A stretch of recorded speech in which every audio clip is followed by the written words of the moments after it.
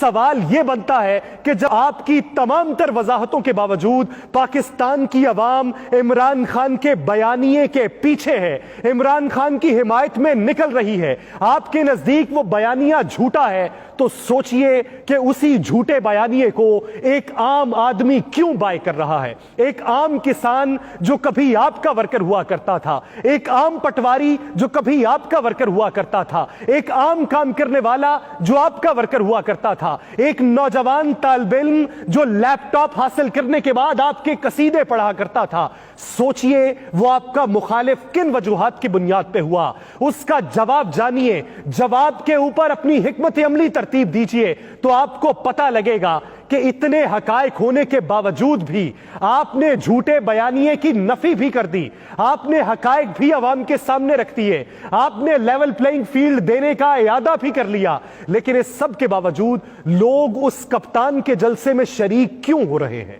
لوگ اس کے جھوٹے بیانیے کو کیوں بائی کر رہے ہیں؟ لوگ تمام تر آڈیو لیکس کے بعد اس کے کندھے کے ساتھ کندھا کیوں ملانا چاہتے ہیں؟ جی ٹی روڈ کی جماعت آپ تھے، لیکن جی ٹی روڈ پہ اس کا پرتپاک استقبال کیوں ہو رہا ہے؟ اس سب کے جوابات جاننے کی ضرورت ہے۔ آپ یہ کہتے تھے کہ اوورسیز پاکستانیز میں سب سے بڑا ونگ پاکستان مسلم لیگ نون کا ہے، تو سوچئے کہ اسی لانگ مارچ کو سپورٹ کرنے کے لیے ڈالرز میں امداد کون دے رہا ہے؟ کیا وہ بیرون ملک سے امداد آ رہی ہے یا آپ کے پاکستانی جو بیرون ممالک میں مقیم ہیں وہ امداد بھیج رہے ہیں؟ میں عینی شاہد ہوں کہ میں نے دبئی سے اس لانگ مارچ میں شرکت کے لیے آنے والے لوگوں کو دیکھا ہے، ان کے نظریات کو سنا ہے، ان کے ساتھ 2 گھنٹے بیٹھ کر کل رات گفت و شنید کی ہے۔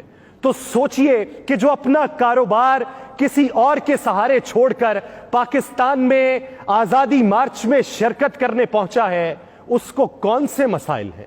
اس نے کون سی لا لگا لی ہے جو آپ کی 40 سالہ دور اقتدار میں وہ آپ کے ساتھ نہیں لگا پایا؟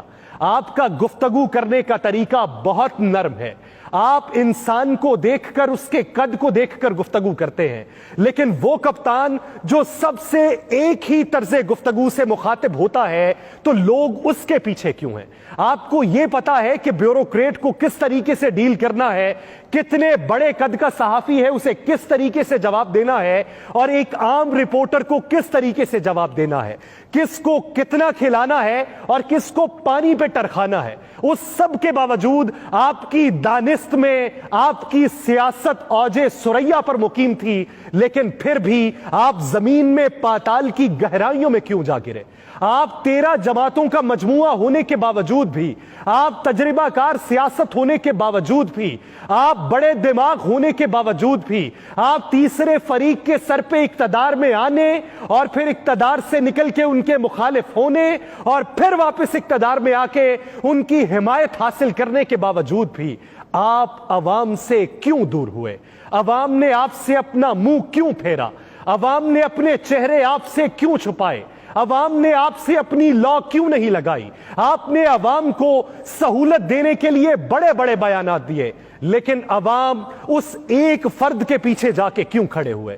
اگر اس کی جماعت کے اندر کوئی ہارا تو اسی کی جماعت کے لوگ اس کے مخالف ہوئے۔ اس نے اتنی آزادی دی کہ ہر پہلو کے اوپر، ہر سطح کے اوپر بات کی جا سکتی ہے۔ آپ نے زبانوں کے اوپر قید لگائی، آپ نے نظریات کے اوپر قید لگائی، لیکن وہ سب کو نظریات میں ایک ایسا مقام عطا کر رہا ہے کہ ایک عام ان پڑھ گوار شخص بھی بیٹھ کر یہ پوچھتا ہے کہ ان حکمرانوں نے ہمیں کیا دیا؟ یہ وہ ہے جو تنے تنہا سب کے مقابل کھڑا ہے۔ خان صاحب سے بھی نظریاتی اختلاف ہو سکتے ہیں، شخصیاتی اختلاف ہو سکتے ہیں، سیاسی اختلاف ہو سکتے ہیں، ان کی ماضی قریب کی سیاست کے اوپر بے شمار تحفظات ہو سکتے ہیں، لیکن اس سب کے باوجود خان صاحب کے پیچھے عوام کا اتنا بڑا جم غفیر موجود ہونا، اور ایک گھر کے اندر وہ بچہ جس کا ابھی تک شناختی کارڈ نہیں بنا، وہ بچہ جو ابھی تک ذہنی بلوغت کو نہیں پہنچا، وہ بچہ جس نے آپ کا پرانا دور اقتدار نہیں دیکھا، وہ بچہ جسے بینظیر بھٹو کی شکل تک کا نہیں پتا، وہ بچہ جسے مولانا فضل الرحمان کی سیاسی تدبر اور شخصیت سے واقفیت نہیں ہے، وہ بچہ بھی کھڑا ہو کر کپتان کی سیاست کو سلام عقیدت کیوں پیش کر رہا ہے؟ कभी इसका जवाब जानने की कोशिश की? आपके तमाम तर बड़े दिमाग बैठते हैं, प्रेस कॉन्फ्रेंसेस करते हैं, अपनी माजी की तरक्याती अहदाफ का बताते हैं, बैनुल अक़वामी रवाबित का तज़किरा करते हैं, सऊदी फरमारवा से होने वाली मुलाकात और सऊदी वलीअहद से होने वाले मुआहिदों की तफसीलात बयान करते हैं, बीजिंग में जाने का इशारा देते हैं, 9 माह की बीजिंग हुकूमत के वादे पर अमल दरामद करते हुए तरक्याती मंसूबों की तकमील का वादा करते हैं। लेकिन उस सब के बावजूद अवाम आपके पीछे नहीं निकलते।